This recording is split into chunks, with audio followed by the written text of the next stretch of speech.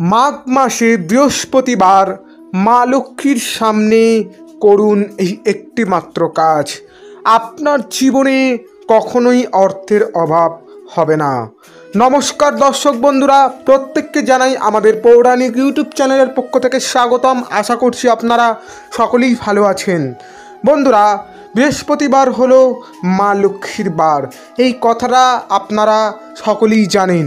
আর এই মাঘ মাসে মা লক্ষ্মীর বিশেষভাবে আরাধনার পাশাপাশি যদি মা লক্ষ্মীর সামনে এই ছোট্ট একটি কাজ যদি আপনি করতে পারেন, নিশ্চিতভাবে আপনার জীবনে কখনো অর্থকষ্ট বাধা হয়ে দাঁড়াবে না। এবং বলে রাখি, মা লক্ষ্মীর আরাধনা যেমন এই মাঘ মাসে বিশেষভাবে আমাদের প্রত্যেকের করা উচিত, ঠিক তেমনই আমাদের জীবনে সুখ সমৃদ্ধি শান্তি ফেরাতে অবশ্যই এই বিশেষ কিছু কাজ আমাদের অবশ্যই করা উচিত।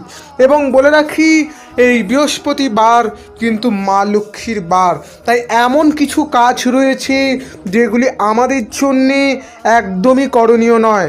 আর এই সমস্ত কাজ করার জন্যেই আমাদের জীবনে নানা দিক থেকে কিন্তু সমস্যা বিপদ আসতে থাকে, যা হয়তো আমরা কল্পনাই করতে পারি না।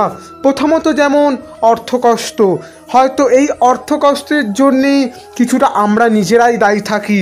আর আপনি আপনার অর্থকষ্টকে না দেখতে চাইলে আজ আমার বলা এই কাজগুলি ভুলেও করবেন না। এবং বলে রাখি, এই কাজগুলি হয়তো কম বেশি প্রত্যেকেই করে থাকেন। আর আমি আপনাদের উদ্দেশ্যে প্রথমেই জানিয়ে দেব যে এই কাজগুলি আপনারা ভুলেও করবেন না, আপনার জীবনের সমস্যা বৃদ্ধি না করতে চাইলে। বিস্তারিত জানাবো আজকের এই ভিডিওতে। ভিডিওটি সম্পূর্ণ দেখতে থাকুন, আশা করছি আপনাদের ভালো লাগবে, আমি আপনাদের উপকৃত করতে পারবো। ভিডিওটি সম্পূর্ণ দেখার পর যদি আপনাদের ভালো লেগে থাকে অবশ্যই একটি লাইক করবেন, শেয়ার করে দেবেন এবং এই চ্যানেলে প্রতিনিয়ত এই ধরনের ভিডিও পেতে অবশ্যই চ্যানেলটিকে সাবস্ক্রাইব করে পাশে থাকা নোটিফিকেশান বেল অন করে রাখবেন। আপনি একজন মা লক্ষ্মীর ভক্ত হয়ে থাকলে অবশ্যই কমেন্ট সেকশনে কমেন্ট করে জানাবেন জয় মা লক্ষ্মী। তাহলে বন্ধুরা, চলুন শুরু করি আজকের এই ভিডিও। মাঘ মাসের প্রতি বৃহস্পতিবার কোনো মতেই আপনারা আপনার বাড়ির সদস্যদের কোনো মতেই চুল দাড়ি কাটতে যেমন দেবেন না, ঠিক তেমনই নিজেও কাটবেন না। হ্যাঁ বন্ধুরা, এই লক্ষ্মীবারে এই কাজটি অবশ্যই করবেন। কোনো মতেই আপনারা চুল দাড়ি নখ এই সমস্ত জিনিস কাটবেন না। দ্বিতীয় যে জিনিসটির কথা বলবো সেটি হলো মা লক্ষ্মীর পুজো আরাধনার জন্যে বৃহস্পতিবার অবশ্যই আপনারা চেষ্টা করবেন নিরামিষ আহার গ্রহণ করার। হয়তো কম বেশি অনেকেই হয়তো আমিষ খাবার গ্রহণ করেন, কিন্তু যতটা পারবেন চেষ্টা করবেন এই বৃহস্পতিবার আমিষ খাবার খেয়ে থাকার। তৃতীয় যে জিনিসটির কথা আমি আপনাদের বলবো সেটি হলো এই বৃহস্পতিবারের আগেই আপনারা সব সময় ঘর বাড়ি পরিষ্কার পরিচ্ছন্ন করা রাখার চেষ্টা করবেন। বাড়ি ঘর যত পরিষ্কার পরিচ্ছন্ন থাকবে, পজিটিভ শক্তিতে আপনার গৃহ ভরপুর থাকবে, যার ফলে জীবনে আপনার কখনোই সমস্যা এসে দাঁড়াবে না। ঠিক তেমনই আপনারা প্রতি বৃহস্পতিবার সকালবেলায় ঘুম থেকে উঠে আপনারা সামুদ্রিক লবণ জলে মিশিয়ে সেই জল দিয়ে আপনারা গোটা ঘর বাড়ি মুছে নেবেন। এরপর আপনারা স্নান পর্ব সেরে নেওয়ার পর আপনারা কিন্তু পুজো আরাধনায় বসবেন। এই কাজ হয়তো অনেকেই করেন না, কিন্তু আমি আপনাদের জানাবো এই কাজ মাঘ মাসের শুধুমাত্র বৃহস্পতিবার না, বছরের প্রত্যেকটা বৃহস্পতিবার আমাদের এই কাজ করণীয়। এরপর আমি আপনাদের যে বিষয় অবগত করব সেটি হলো আপনারা এদিন কোনো মতেই আপনারা বাড়ি ঘর যেমন পরিষ্কার করবেন না, ঠিক তেমনই এদিন কোনো রকম জামা কাপড় কাচবেন না। এর বৃহস্পতিবারের আগে আপনারা এই কাজ সেরে নেবেন, ঘর বাড়ি পরিষ্কার পরিচ্ছন্ন করে নেবেন, কিন্তু এদিন কখনোই এ কাজ করবেন না। কিন্তু সামুদ্রিক লবণ মিশিয়ে ঘর কিন্তু অবশ্যই আপনারা মুছবেন এই প্রতি বৃহস্পতিবার।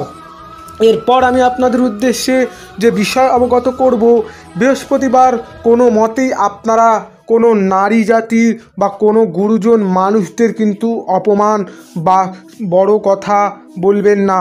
কারণ মনে রাখবেন, আপনি মা লক্ষ্মীর স্বরূপা প্রতিনিধিকে যদি আপনি এমন ছোট কথা বা যদি অপমান বা যদি মনে কষ্ট দেন, তার ফল কিন্তু আপনাকে একদিন না একদিন ভোগ করতেই হবে।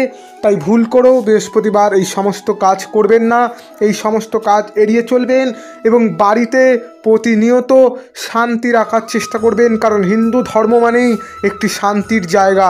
তাই অবশ্যই এই বিষয়গুলি আপনারা মেনে চলার চেষ্টা করবেন। এবার আমি আপনাদের উদ্দেশ্যে বলি, বৃহস্পতিবার মা লক্ষ্মীর সামনে যে কাজটি করবেন, অবশ্যই তার জন্য আপনাকে বাজার থেকে একটি লক্ষ্মী কড়ি এবং মা লক্ষ্মীর প্রিয় ফুল একটি পদ্ম ফুল কিনে নিয়ে আসতে হবে। এবং বলে রাখি, পুজো আরাধনার দিন অবশ্যই সকাল সকাল ঘুম থেকে উঠবেন এবং আপনি ঘর মুছে নেবেন এবং ঘর মোছার জলে সামুদ্রিক লবণ মিশিয়ে নেবেন। এরপর আপনি পুজো আরাধনায় বসবেন। স্নান পর্ব সেরে নেওয়ার পর মা লক্ষ্মীর চরণে প্রথমে আপনি পদ্ম ফুল বা পদ্ম ফুলের বীজ নিবেদন করবেন এবং আপনি যে লক্ষ্মী কড়ি এনেছেন সেই লক্ষ্মী কড়ির সঠিক ব্যবহার কিন্তু আপনাকে করতে হবে।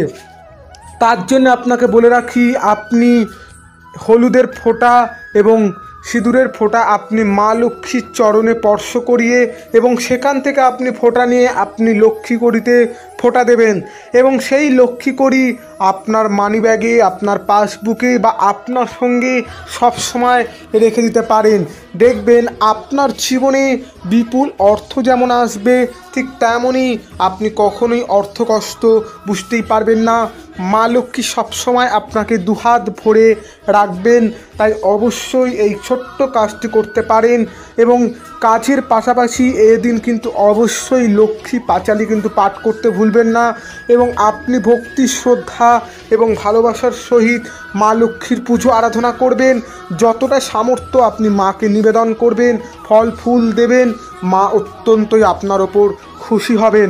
তাই আমি আপনাদের উদ্দেশ্যে জানাবো, আপনার পারিবারিক সমৃদ্ধি বৃদ্ধি করতে অবশ্যই এই ছোট্ট কাজটি করবেন এবং বৃহস্পতিবার যে কাজগুলি আমি আপনাদের জানালাম ওই কাজগুলি ভুলেও করবেন না। আপনার বাড়ি যাতে সুখ সমৃদ্ধি যাতে ভরে উঠুক, জীবনে যাতে কখনো অর্থকষ্ট না আসে, তার জন্য এই ছোট্ট বিষয়গুলি আপনাকে মেনে নিতেই হবে। বন্ধুরা, এই ছিল আজকের এই ভিডিওটি ভালো লাগলে অবশ্যই একটি লাইক করবেন, বন্ধুদের মাঝে শেয়ার করে দেবেন এবং এই চ্যানেলে প্রতিনিয়ত হিন্দু সনাতন ধর্মের বিভিন্ন ভিডিও পেতে অবশ্যই চ্যানেলটিকে সাবস্ক্রাইব করে পাশে থাকা নোটিফিকেশান বেল অন করে রাখবেন। এবং আপনি একজন মা লক্ষ্মীর ভক্ত হয়ে থাকলে অবশ্যই কমেন্ট সেকশনে কমেন্ট করে জানাবেন, জয় মা লক্ষ্মী, জয় মা লক্ষ্মী, জয় মা লক্ষ্মী। আজকের মতো ভিডিওটি এখানেই শেষ করছি। ভালো থাকবেন, সুস্থ থাকবেন এবং সকলকে ভালো রাখবেন। নমস্কার।